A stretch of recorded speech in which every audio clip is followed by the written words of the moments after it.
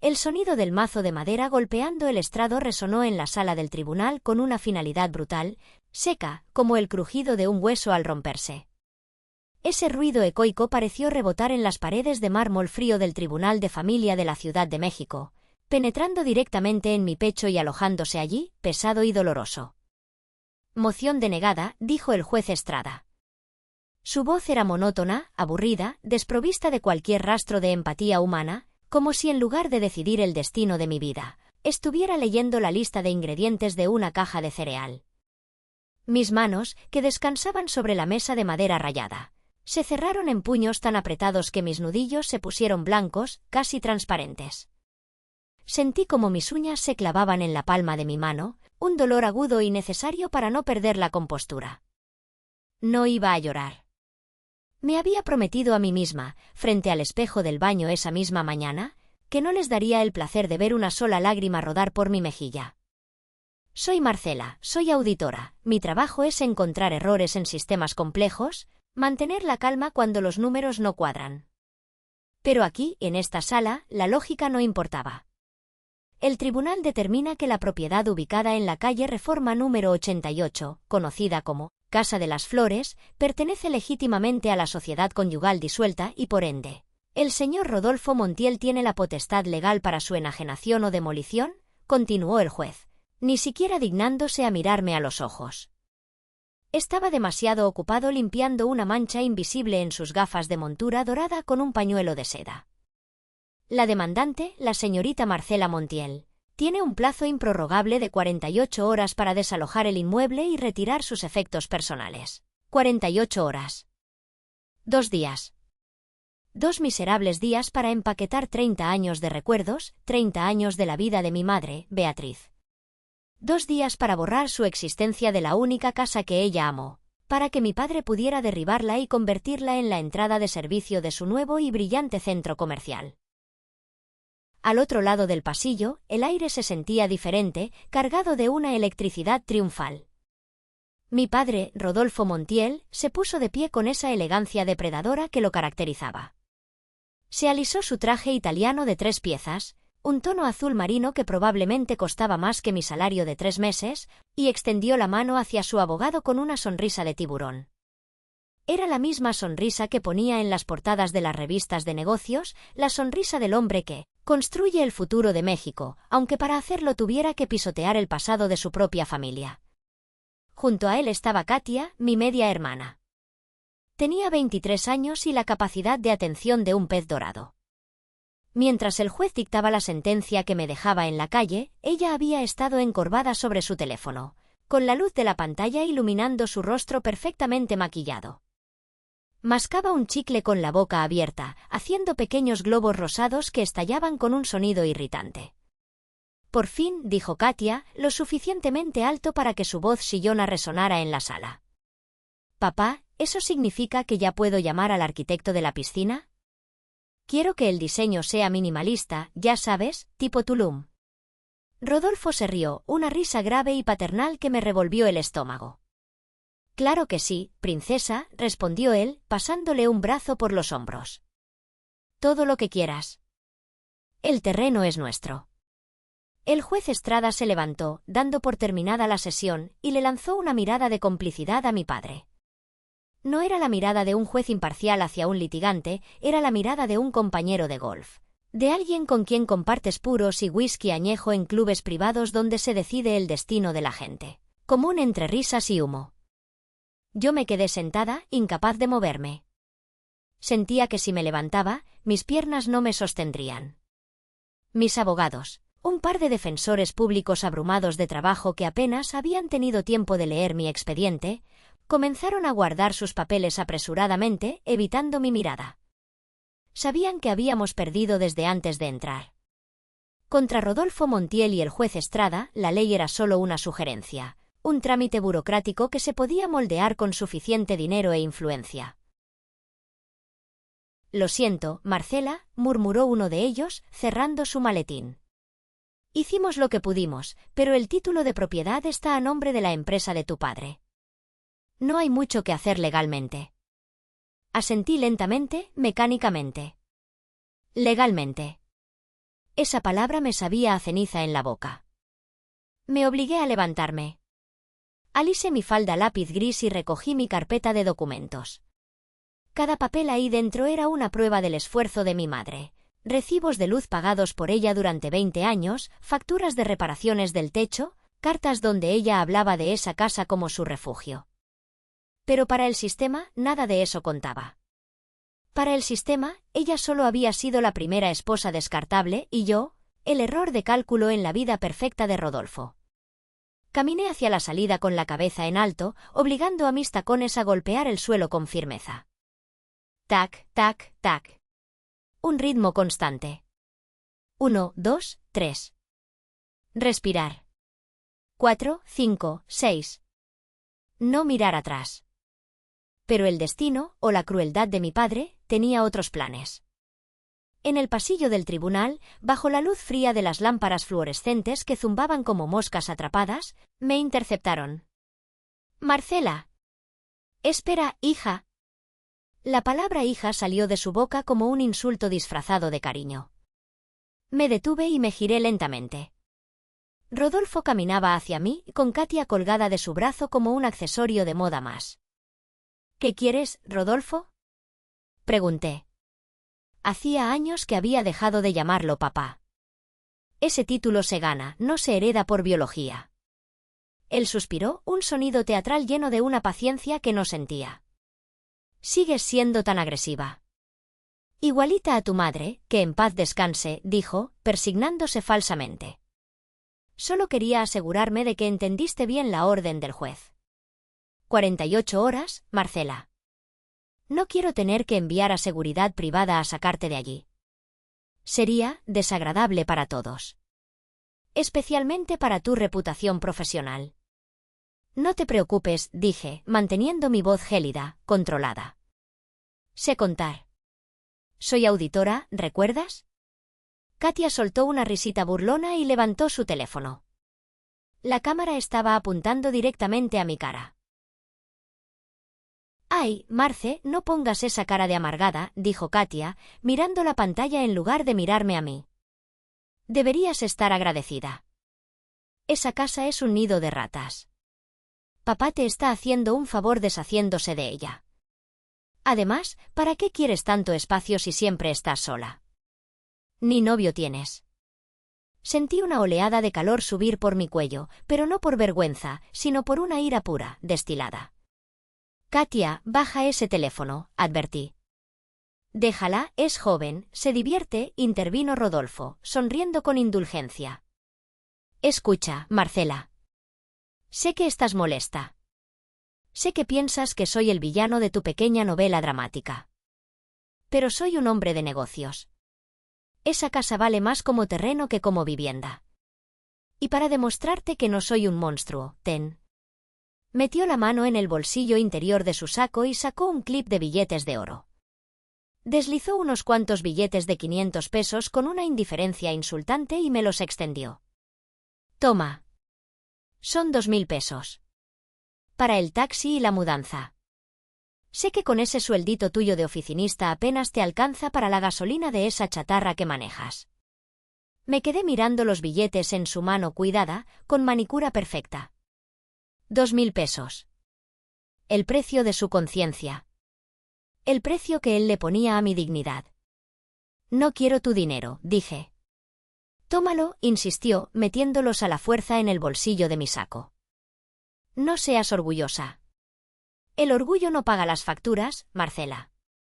Tu madre murió llena de orgullo y sin un centavo en el banco. No cometas el mismo error». La mención de mi madre fue como si me hubieran arrojado un balde de agua helada. El mundo a mi alrededor pareció detenerse. El zumbido de las luces fluorescentes se desvaneció y de repente ya no estaba en el tribunal. El olor. Fue su colonia lo que lo detonó. Esa mezcla costosa de sándalo y cuero viejo. Ese olor se metió por mi nariz y activó una sinapsis dolorosa en lo más profundo de mi cerebro, arrastrándome 20 años atrás. Flashback: tenía 12 años. Era mi cumpleaños. Mamá se había pasado toda la tarde cocinando mi pastel favorito, un pastel de 3 leches con merengue.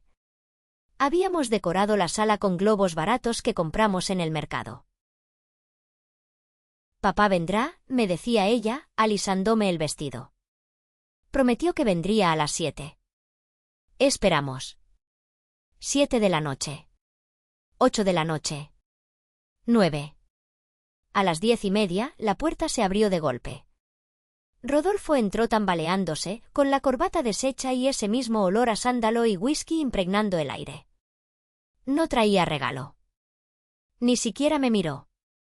«¿Por qué hay tanto desorden aquí?», gritó, pateando uno de los globos. «Rodolfo, es el cumpleaños de la niña», empezó a decir mamá, con la voz temblorosa. «Me importa un comino», bramó él. Con un movimiento brusco de su brazo, barrió la mesa. El pastel de 3 leches salió volando y se estrelló contra el suelo, explotando en una masa blanca y pegajosa. El silencio que siguió fue aterrador.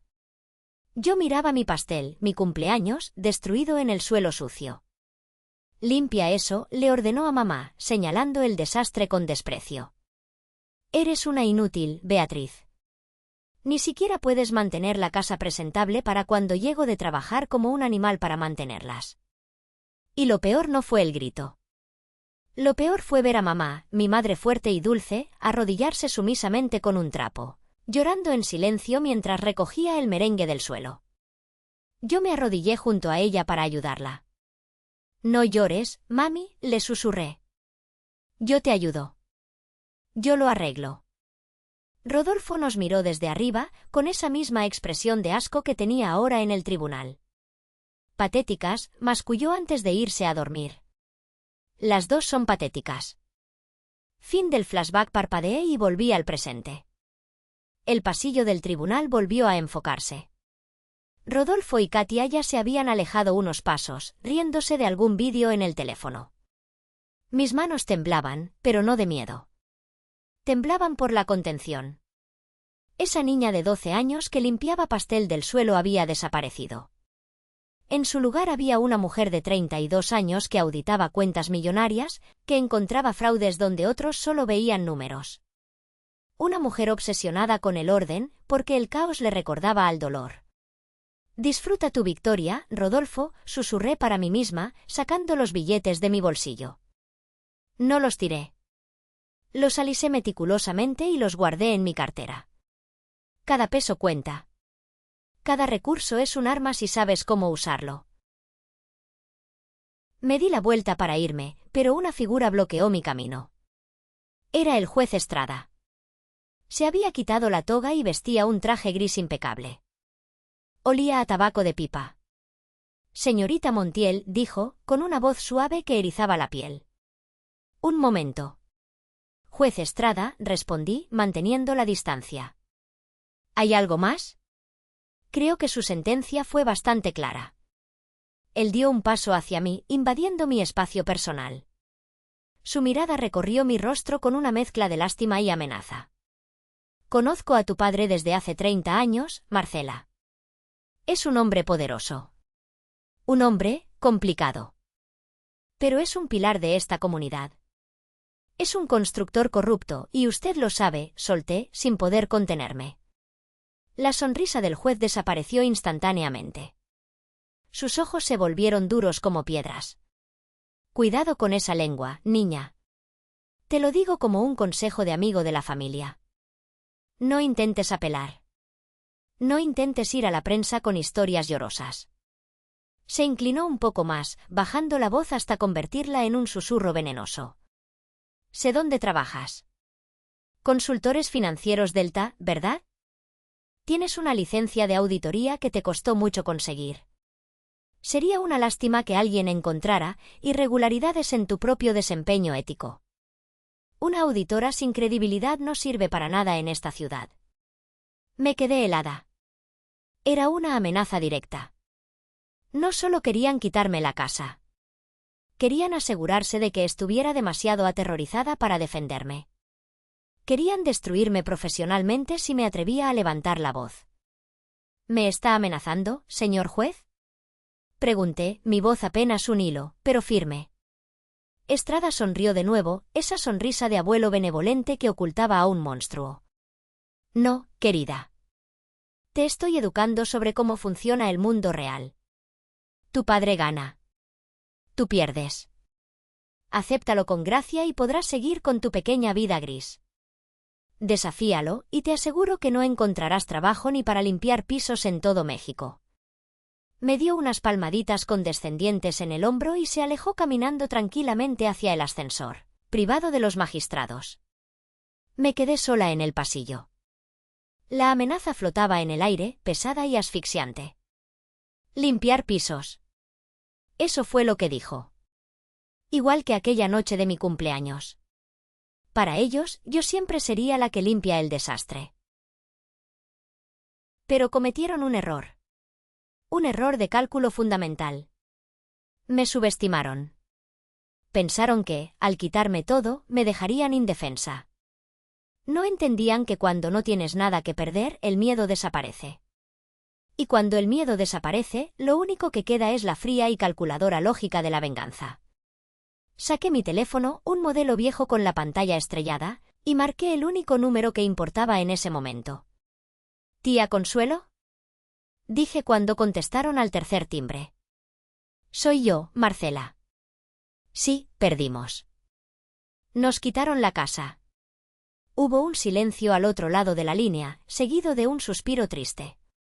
Lo siento tanto, mi niña. Tu madre, ella no querría esto. Tía, escúchame bien, la interrumpí, mi voz sonando extraña a mis propios oídos, metálica y decidida. Necesito que busques la caja. Esa caja de galletas vieja que mamá te dio antes de morir. La que me dijiste que estaba prohibida. Marcela, exclamó mi tía, alarmada. Tu madre me hizo jurar que solo te la daría en caso de emergencia extrema. Dijo que lo que hay ahí dentro es peligroso. Dijo que es veneno. Miré hacia el final del pasillo, donde mi padre y el juez habían desaparecido para celebrar su victoria con champán y caviar. Pues prepárate, tía, dije. Porque estoy a punto de envenenarlos a todos. Voy para allá. Colgué el teléfono y caminé hacia la salida. Afuera, el sol de la Ciudad de México brillaba con fuerza, pero yo no sentía calor. Solo sentía el frío cálculo de los números en mi cabeza. Iba a hacer lo que mejor sabía hacer. Iba a auditar la vida de Rodolfo Montiel. Y no iba a detenerme hasta encontrar el error que derrumbaría todo su imperio. El tráfico en el viaducto estaba paralizado, una serpiente interminable de luces rojas y claxones furiosos que reflejaba perfectamente el caos dentro de mi cabeza. Mi viejo Nissan Suru vibraba violentamente cada vez que frenaba, el motor tosiendo como un fumador empedernido. A mi alrededor, camionetas blindadas y autos deportivos pasaban zumbando por los carriles confinados, sus ocupantes ajenos a la desesperación de los que manejábamos cacharros. Tardé 1 hora y media en llegar a la colonia Santa María la Ribera, donde vivía mi tía Consuelo. Era un barrio antiguo, lleno de historia y de fachadas desgastadas por el tiempo y el smog.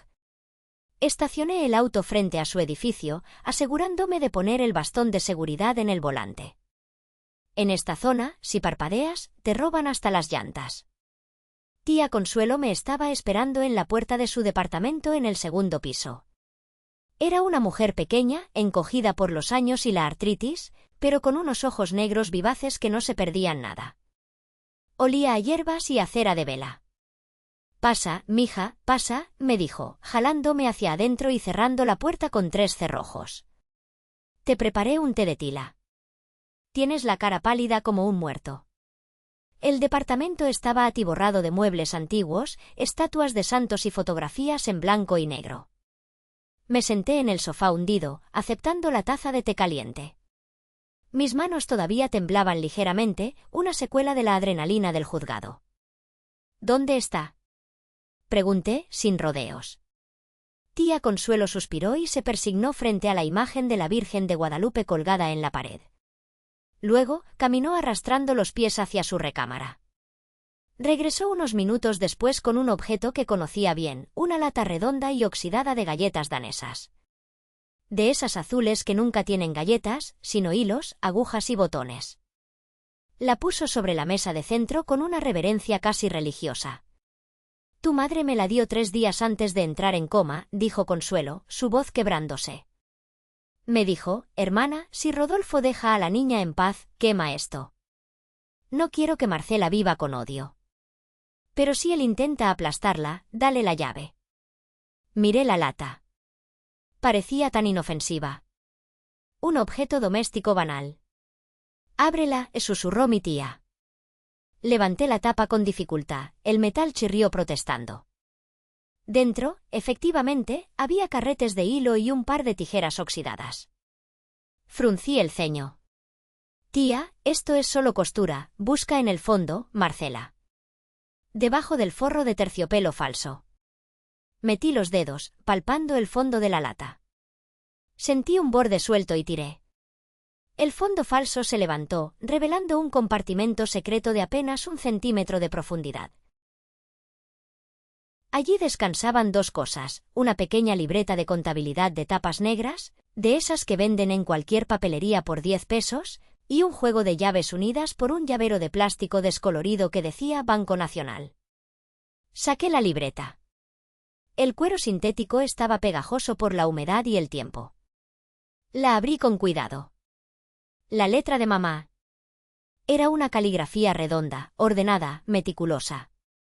Beatriz no solo había sido ama de casa, antes de casarse con Rodolfo.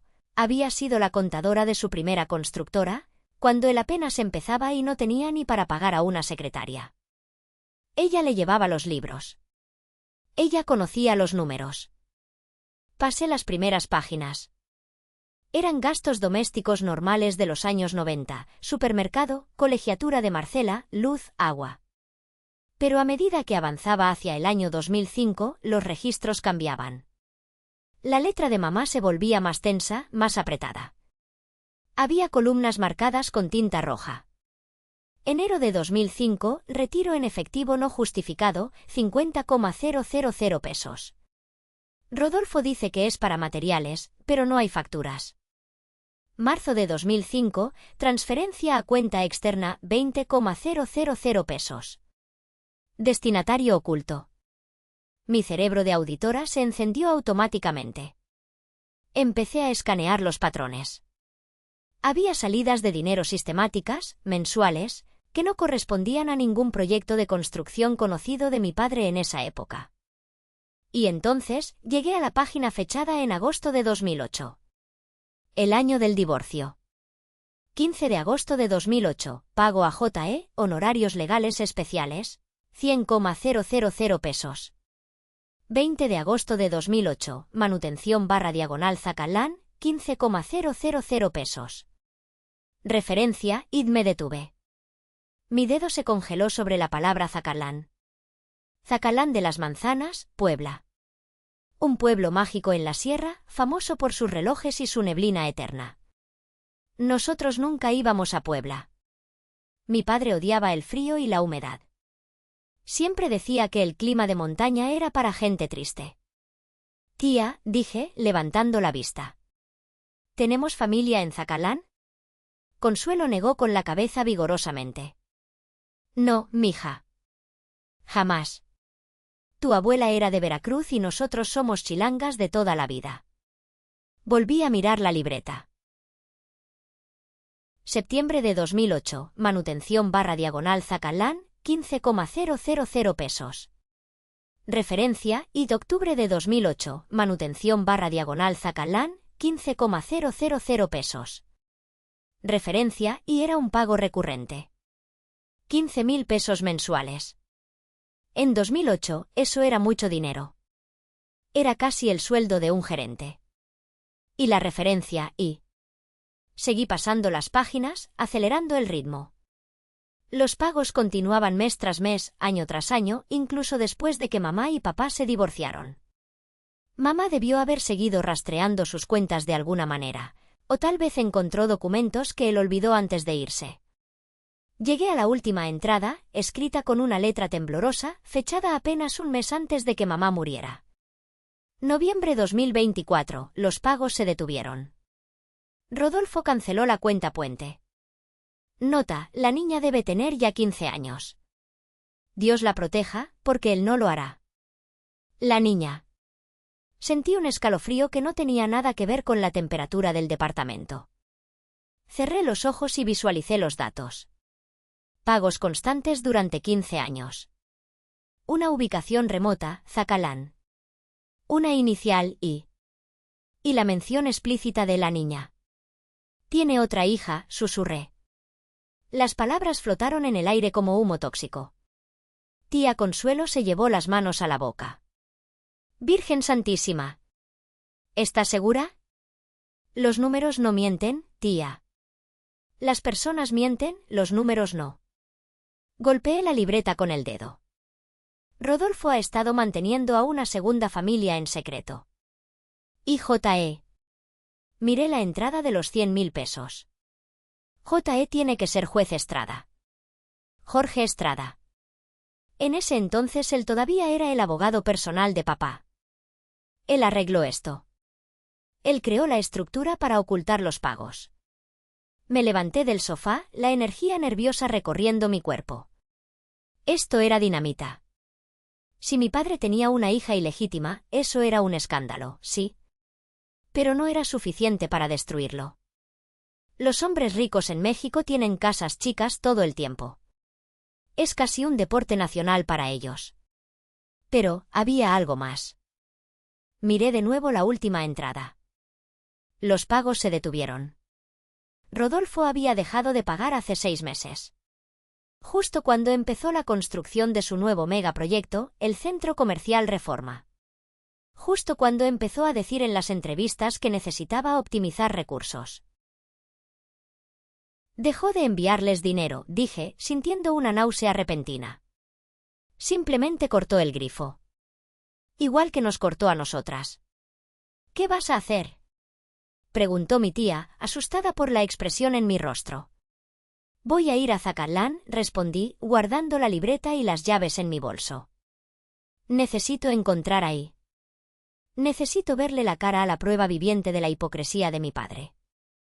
Es peligroso, Marcela. Está a 3 horas de camino. Y con ese coche tuyo. Además, mañana tienes que desalojar la casa. La casa ya está perdida, tía. Ahora voy por algo más grande. Voy por su reputación. Voy por su paz mental. Salí del departamento de mi tía sintiendo un propósito renovado. Ya no era la víctima que lloraba por un pastel tirado en el suelo. Ahora era la auditora que acababa de encontrar la discrepancia que haría caer a toda la empresa. El viaje a Zacalán fue una pesadilla de curvas cerradas y neblina espesa. Salí de la Ciudad de México a las 4 de la tarde, luchando contra el tráfico de salida hacia la autopista México-Puebla. Mi Nissan protestaba en cada subida, la aguja de la temperatura coqueteando peligrosamente con la zona roja. Tuve que apagar el aire acondicionado y bajar las ventanas, dejando entrar el aire frío y húmedo de la sierra. Llegué a Zacalán pasadas las 7 de la noche. El pueblo ya estaba cubierto por su famosa neblina, un manto blanco y denso que difuminaba las luces de los faroles coloniales. Era un lugar hermoso, melancólico, perfecto para esconder un secreto. Me detuve en una gasolinera a la entrada del pueblo para revisar la libreta de mamá una vez más. En la contraportada, había anotado una dirección casi ilegible, Callejón del Hueso, número 42. Pregunté al despachador de gasolina. Disculpe, ¿conoce el Callejón del Hueso? El hombre, un anciano con un chaleco de lana grueso, me miró con curiosidad. Uy, señorita. Eso está en la orilla, bajando hacia la barranca. Es zona pobre. Tenga cuidado, no hay mucho alumbrado por allá. Seguí sus indicaciones, conduciendo despacio por calles empedradas que hacían vibrar mis dientes. La arquitectura colonial del centro dio paso a casas de bloque gris sin terminar y techos de lámina. Finalmente, encontré el número 42. Era una casita humilde, pintada de un color amarillo deslavado, con un pequeño jardín delantero donde crecían hierbas silvestres y algunas macetas con geranios tristes. Apagué el motor. El silencio de la sierra era abrumador, solo roto por el ladrido lejano de un perro. Bajé del auto, abrochándome el abrigo. El frío aquí era penetrante. Me acerqué a la puerta de madera hinchada por la humedad y toqué 3 veces. Esperé. Nada. Volví a tocar, más fuerte. ¿Quién es?, preguntó una voz de mujer desde adentro, temerosa y defensiva. Busco a la señora Rosa, dije, improvisando. No tenía un nombre para la madre, pero Rosa era un nombre común. Si me equivocaba, diría que buscaba una dirección. Hubo un ruido de cerrojos deslizándose. La puerta se abrió apenas unos centímetros, revelando el rostro de una mujer de unos 45 años, pero que parecía de 60. Tenía el cabello gris recogido en un chongo y vestía un suéter de lana raído. Sus ojos eran cansados, rodeados de ojeras profundas. «Yo no soy Rosa», dijo. «Soy Elena». «¿Qué quiere?» «No tenemos dinero, si viene a cobrar algo». «No, no vengo a cobrar», me apresuré a decir. «Vengo de parte de Rodolfo». Fue un disparo a ciegas. Pero dio en el blanco. La mujer se puso pálida. Su mano se aferró al marco de la puerta. «¿Rodolfo?», susurró. «¿Él la mandó? ¿Por fin mandó el dinero?». Sentí una punzada de culpa por engañarla, pero necesitaba entrar. «Necesito hablar con usted». «Y con la niña». «Es urgente». La mujer dudó un momento, mirando hacia la calle desierta como si esperara ver el Mercedes negro de mi padre. Al ver solo mi viejo Nissan, pareció confundida, pero la desesperación ganó a la precaución. «Pase. Rápido. Que no se meta el frío». Entré. La casa estaba limpia, obsesivamente limpia, igual que la mía. Un rasgo de supervivencia de quienes viven con poco. Había un olor a medicina y Vaporub. En la esquina de la sala, sentada en una silla de ruedas vieja, había una adolescente. Me quedé sin aliento. Tenía el cabello negro y rizado, igual que el mío. Pero lo que me golpeó fue su rostro. Tenía los mismos ojos. Los ojos de Rodolfo Montiel. Esa forma almendrada inconfundible, el mismo color café oscuro. La chica estaba conectada a un tanque de oxígeno portátil, de esos que se rentan por semana. Respiraba con dificultad, un sonido sibilante y doloroso. Estaba pálida, con esa transparencia cerosa de los enfermos crónicos. «¿Quién es ella, mamá?», preguntó la chica, su voz débil y rasposa. «Dice que viene de parte de tu papá, Yara», dijo la mujer, cerrando la puerta. «Yara». La Y de la libreta. Me acerqué lentamente, sintiendo que mis piernas flaqueaban. «Hola, Yara», dije suavemente. «Soy Marcela». La mujer, Elena, me miró con sospecha. «¿Usted no es la secretaria? ¿Dónde está el cheque?». «Llevamos 6 meses esperando. El doctor dice que Yara necesita la cirugía de válvula antes del invierno o su corazón no aguantará». Mi corazón se rompió en 1000 pedazos. Cirugía de válvula.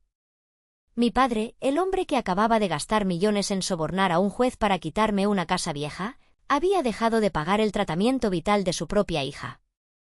La había dejado aquí, en la niebla y el frío, para que muriera lentamente y dejara de ser un gasto en su hoja de balance. «No soy su secretaria», confesé, mi voz temblando de rabia. «Soy su hija. Soy tu hermana, Yara». El silencio que siguió fue absoluto. Elena se llevó las manos al pecho.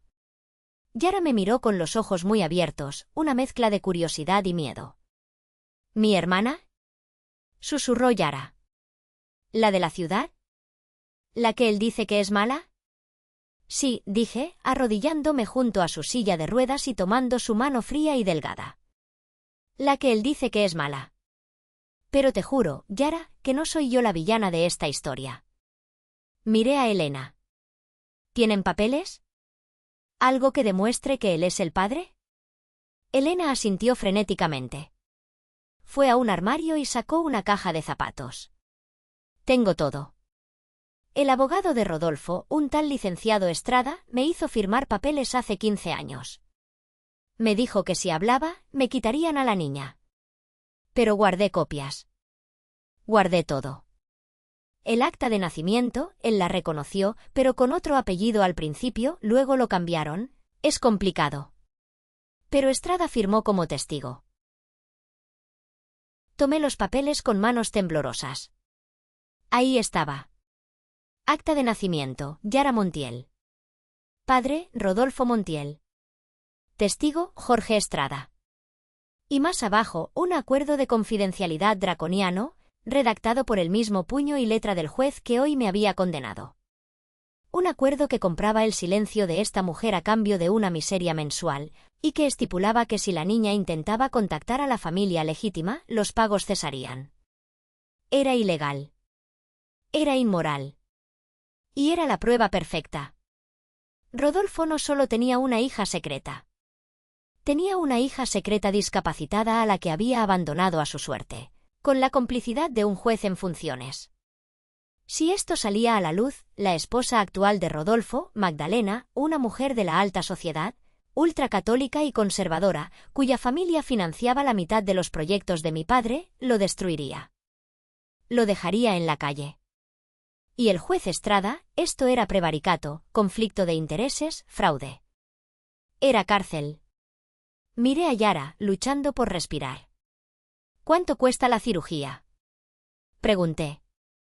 800.000 pesos, dijo Elena, bajando la cabeza, derrotada. Es imposible. Me puse de pie. Apreté los documentos contra mi pecho. 800.000 pesos. Rodolfo gastaba eso en un viaje de fin de semana a Las Vegas. No es imposible, dije, sintiendo una fuerza fría y dura crecer dentro de mí. Ya no era solo por mi casa. Ya no era solo por mamá. Ahora era por Yara. Era por la vida de esta niña. Elena, necesito que me prestes estos documentos. Solo por 24 horas. ¿Para qué?, preguntó ella, asustada. Para cobrar la deuda, respondí. Mañana voy a hacer una auditoría final. Y créame, el saldo va a ser a nuestro favor. Salía la noche fría de Zacalán. La neblina era más espesa que nunca, pero yo veía el camino con una claridad cristalina. Tenía el arma. Tenía la munición. Y sabía exactamente dónde apuntar. Muchas gracias por acompañarnos hasta aquí. La historia está llegando a su punto más crítico. ¿Creen que Marcela logrará darle la vuelta a la situación frente a su padre cruel y ese juez codicioso? Si sienten la misma indignación que ella, denle like al vídeo ahora mismo para mostrarle su apoyo. No olviden suscribirse al canal y comentar aquí abajo desde qué ciudad nos están viendo. Cada uno de sus comentarios es una ayuda enorme para que este vídeo llegue a más personas.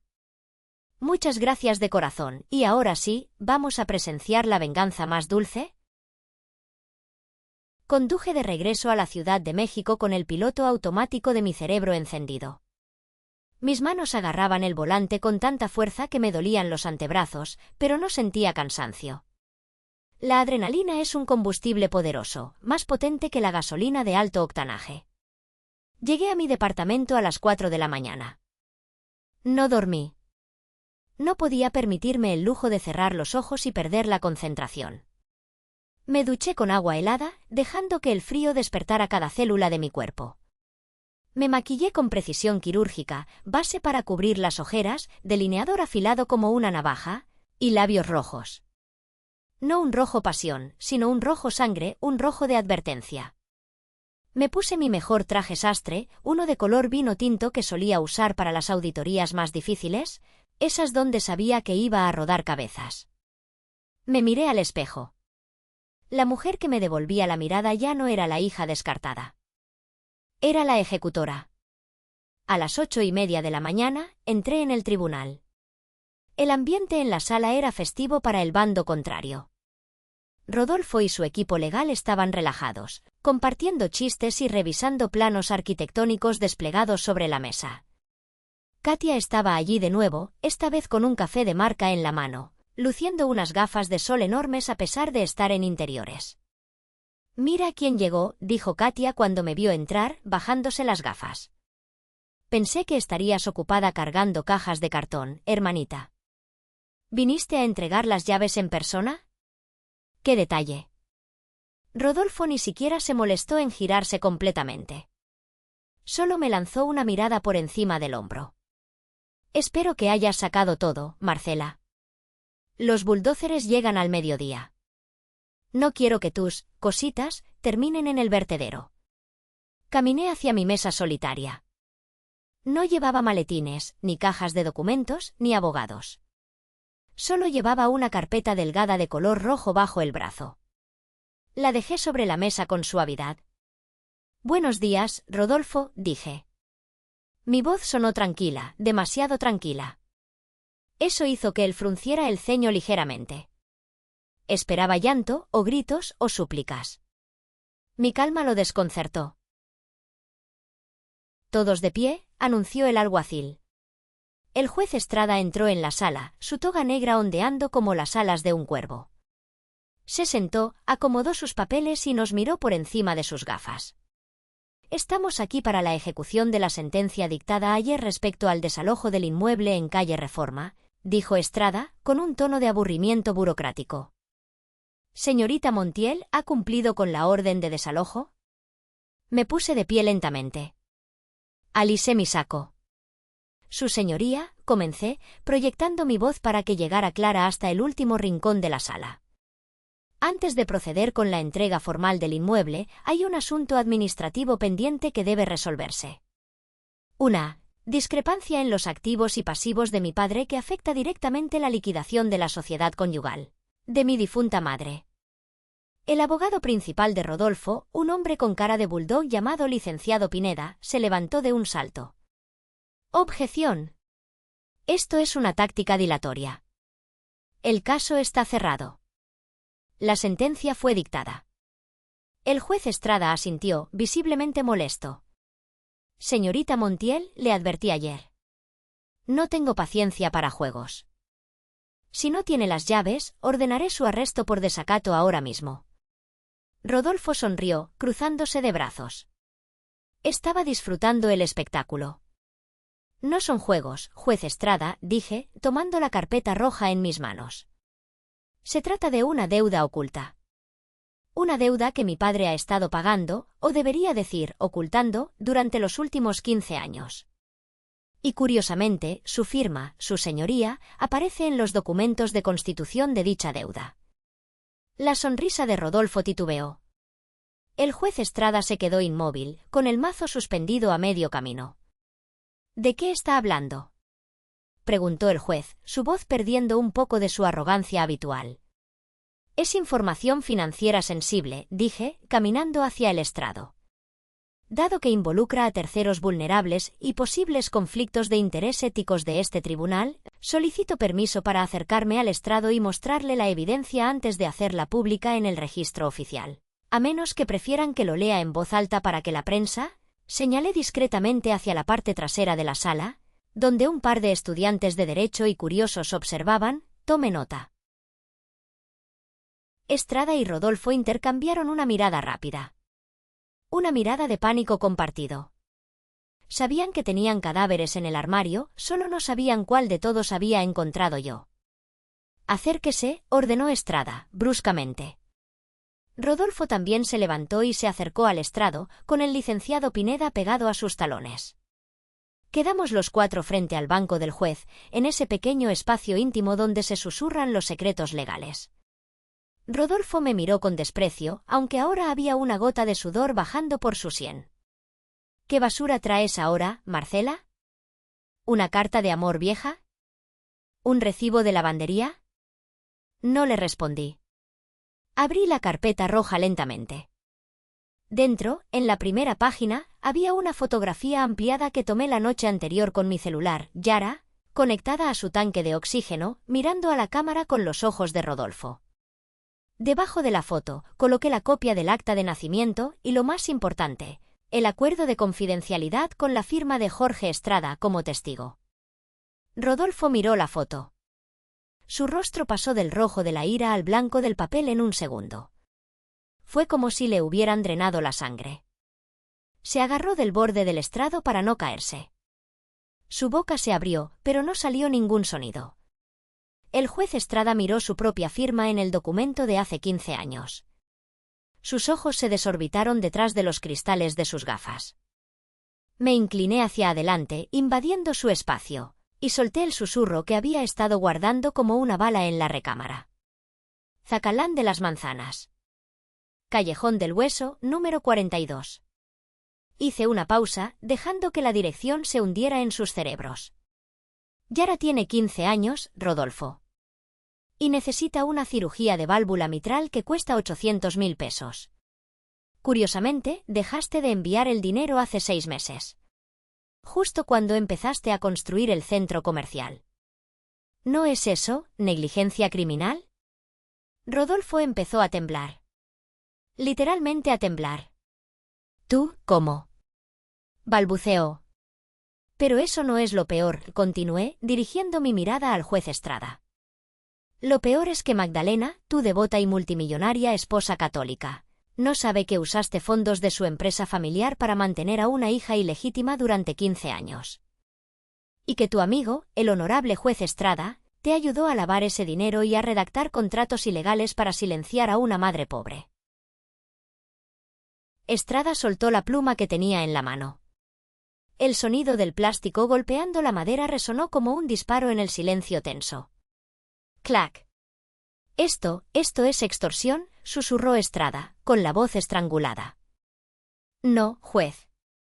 Esto es una auditoría, le corregí con una sonrisa fría. Y acabo de encontrar un desfalco masivo. Tengo copias de todo. Tengo los registros bancarios de mamá. Tengo el testimonio de Elena grabado en vídeo. Si salgo por esa puerta sin lo que quiero, mi siguiente parada no es mi casa. Es la oficina de Magdalena. Y luego, el Consejo de la Judicatura Federal. Rodolfo me agarró del brazo, sus uñas clavándose en mi saco. Sus ojos estaban llenos de terror puro. No puedes decírselo a Magdalena. Siseó, desesperado. Me destruirá. Su familia es dueña del 60% de mis acciones. Si se entera de que tengo una hija fuera del matrimonio, me dejarán en la calle, Marcela. Me quitarán todo. Exacto, dije, quitando su mano de mi brazo con un gesto de asco. Te dejarán sin nada. Tal como tú intentaste hacerme a mí ayer. Karma instantáneo, papá. Estrada, viendo que su carrera y su libertad estaban pendiendo de un hilo, reaccionó primero. Golpeó el mazo con fuerza, haciendo saltar a todos en la sala. Se suspende la sesión. Gritó, con la voz aguda por el pánico. Receso de 30 minutos. Las partes a mi despacho. Ahora. ¿Qué? Gritó Katia desde su asiento, levantándose.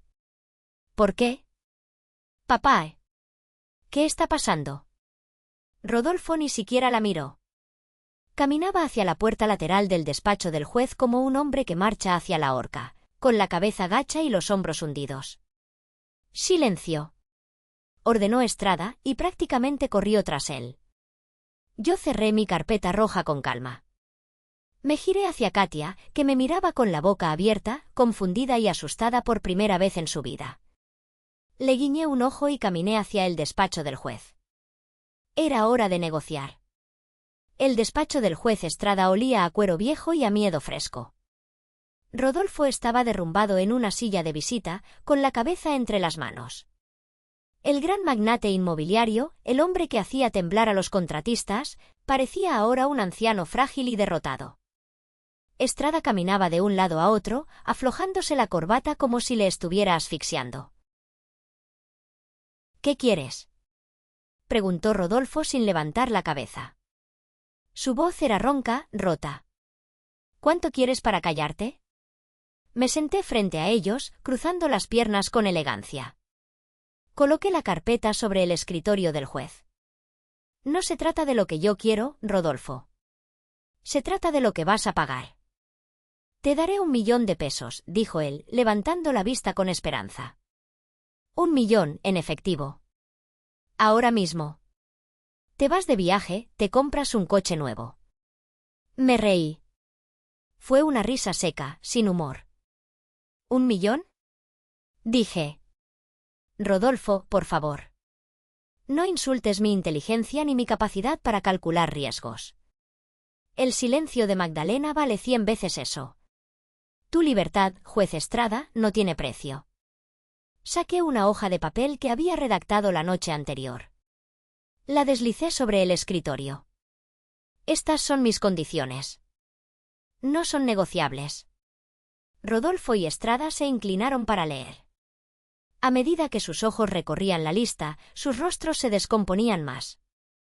«Estás loca», exclamó Rodolfo. «La casa y 5 millones de pesos. No tengo esa liquidez ahora mismo. Todo está invertido en el centro comercial. Entonces vende tus relojes. Vende ese Mercedes que está estacionado afuera. O pídele un préstamo a Magdalena», dije con sarcasmo. «No me importa cómo lo consigas. Tienes 1 hora». «¿Y esto?», Estrada señaló el tercer punto con un dedo tembloroso. «¿Un fideicomiso médico?» «Para Yara», dije, mi voz endureciéndose. «Tía Consuelo será la administradora. Depositarás 10 millones de pesos en un fondo irrevocable para cubrir su cirugía, su recuperación y su educación hasta que cumpla 25 años. «¿10 millones?» Rodolfo casi se atragantó. «Eso es una fortuna». «Es menos de lo que te gastaste en la boda de Katia el año pasado», le recordé. «Y Yara se está muriendo, Rodolfo. Tu hija se está muriendo porque tú decidiste que era un gasto innecesario. Si no firmas eso, te juro por la memoria de mi madre que salgo de aquí y le envío el expediente completo a Magdalena por WhatsApp. Y al fiscal anticorrupción». Rodolfo miró a Estrada buscando ayuda, pero el juez negó con la cabeza, derrotado. «Firma, Rodolfo», murmuró Estrada, dejándose caer en su silla de cuero. «Firma lo que sea. Si esto sale a la luz, yo pierdo mi licencia y voy a la cárcel. Y tú pierdes el imperio de tu esposa. No tenemos opción». Rodolfo sollozó. Fue un sonido patético. Sacó su chequera personal, esa que guardaba para sus gastos discrecionales. Sus manos temblaban tanto que apenas podía sostener la pluma Montblanc. «Eres cruel, Marcela», dijo, mientras escribía los ceros. «Eres fría y cruel. No tienes corazón». «Aprendí del mejor», respondí, implacable. «Tú me enseñaste que en los negocios no hay amigos, solo intereses». «Bueno, papá, este es mi negocio ahora». Firmó el cheque por 5 millones de pesos a mi nombre. Luego, redactó el pagaré y la orden de transferencia para el fideicomiso de Yara, bajo la supervisión legal de Estrada, quien tuvo que autenticar los documentos con su sello oficial, convirtiéndose irónicamente en el garante de su propia extorsión. Finalmente, Estrada redactó una nueva sentencia. Una sentencia que anulaba la anterior por nuevas evidencias presentadas, y adjudicaba la propiedad total y absoluta de la Casa de las Flores a Marcela Montiel. Cuando tuve todos los documentos en mi mano, el cheque, el fideicomiso y la sentencia, me puse de pie. Rodolfo seguía sentado, mirando al vacío. Parecía haber envejecido 20 años en 20 minutos. «Una cosa más», dije, deteniéndome en la puerta. «El punto 4». Rodolfo levantó la vista, confundido. «¿Qué punto 4?» «Tu renuncia», dije suavemente. «Vas a anunciar tu retiro del consejo directivo de la empresa la próxima semana. Dirás que es por motivos de salud. Dejarás que alguien competente maneje el negocio. Si veo tu nombre en algún contrato nuevo, si te veo en alguna revista». Magdalena recibe una llamada. «Me estás quitando todo», susurró él. Su identidad, su poder, su ego, todo estaba ligado a su puesto. «No, Rodolfo. Te estoy dejando vivir en tu mansión, con tu esposa rica y tu hija caprichosa. Te estoy dejando tu libertad. Deberías darme las gracias». Salí del despacho sin mirar atrás. En la sala del tribunal, Katia me esperaba, mordiéndose las uñas. Al verme salir con los papeles en la mano y una expresión de serenidad absoluta, corrió hacia mí. «¿Qué pasó?», exigió saber. «¿Por qué tardaron tanto? ¿Papá te dio dinero para que te fueras?». Me detuve y la miré. Por primera vez, no sentí ira hacia ella. Solo sentí lástima. Era una niña vacía, criada por un hombre vacío, destinada a una vida de apariencias. Sí, Katia, dije, mostrándole el cheque por un segundo antes de guardarlo en mi bolso. Papá fue muy generoso. ¿Entonces la casa es nuestra?, preguntó ella, con los ojos brillando. No, sonreí. La casa es mía. Y la piscina, bueno, tendrás que buscar otro lugar para tus fiestas. La dejé allí, parada en medio de la sala con la boca abierta, mientras Rodolfo salía del despacho del juez, caminando lento, arrastrando los pies, sin siquiera mirar a su princesa. El gran león había perdido sus dientes. Salí del edificio del tribunal y el aire de la calle nunca me había parecido tan dulce. El sol del mediodía brillaba sobre el asfalto de la Ciudad de México. El ruido del tráfico, los vendedores ambulantes gritando, las bocinas, todo sonaba a música. Me subí a mi viejo Nissan. Puse la llave en el contacto y por primera vez en años, arrancó al primer intento. Buen chico, le dije al tablero, palmeándolo. Conduje directamente al banco para depositar el cheque. Luego, llamé a tía Consuelo. Prepara tus maletas, tía, le dije cuando contestó. Nos vamos a Zacalán. Tenemos una cirugía que programar y una hermana a la que conocer. ¿Marcela? La voz de mi tía temblaba de emoción. ¿Ganaste? Miré por el retrovisor. La silueta del tribunal se hacía cada vez más pequeña. Sí, tía. Los números cuadraron. El balance es positivo. Han pasado 6 meses desde aquel día en el tribunal. Estoy sentada en el porche de la Casa de las Flores. Ya no es una casa vieja y despintada. Con parte del dinero, reparé el techo, pinté la fachada de un azul cobalto brillante y llené el jardín de bugambillas y lavanda, tal como le gustaba a mamá. Ahora, la casa brilla bajo el sol de la tarde. En el jardín, Yara está sentada en una silla de mimbre, leyendo un libro. Ya no necesita el tanque de oxígeno. La cirugía fue un éxito total. Sus mejillas tienen color y ha ganado peso. Tía Consuelo está a su lado, tejiendo y contándole historias sobre nuestra familia, tejiendo los lazos que Rodolfo intentó cortar. Rodolfo cumplió su parte. Anunció su retiro por problemas cardíacos una semana después del juicio. Ahora vive recluido en su mansión, vigilado por el miedo de que su esposa descubra la verdad. Me han contado que se ha vuelto paranoico, que apenas sale. Perdió el poder, y sin poder, él no es nada. Mucha gente habla del karma como si fuera una fuerza mágica del universo. Yo no lo veo así. Para mí, el karma es pura contabilidad. Todo lo que haces es un asiento en el libro mayor de la vida. Si acumulas demasiadas deudas morales, tarde o temprano, llega la auditoría. Y la vida, a diferencia de los jueces corruptos, no acepta sobornos. Mirando a mi hermana reír con mi tía, me doy cuenta de que la verdadera herencia de mi padre no fue el dinero ni la casa. Fue la lección de que la sangre no te hace familia, la lealtad sí. Él eligió el dinero sobre nosotros, y al final, el dinero es lo único que tiene para abrazar por las noches. ¿Fui demasiado dura? Tal vez. Chantajeé a mi propio padre. Arruiné la carrera de un juez. Usé el miedo como arma. Pero cuando miro la cicatriz en el pecho de Yara, esa cicatriz que significa que va a vivir una vida larga y plena, no siento ni una pizca de arrepentimiento. A veces, para hacer justicia, tienes que ensuciarte las manos. A veces, tienes que ser el villano en la historia de alguien más para ser el héroe en la tuya. Ahora les pregunto a ustedes, si tuvieran en sus manos el poder de destruir a quien les hizo tanto daño, pero eso implicara cruzar una línea ética, ¿lo harían? ¿Hice bien en chantajear a mi padre para salvar a mi hermana, o debí haber dejado que la justicia divina se encargara? Déjenme su opinión en los comentarios, los estaré leyendo todos. Muchas gracias por escuchar esta historia hasta el final.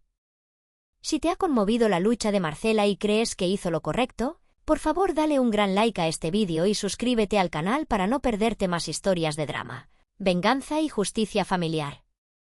¡Hasta la próxima!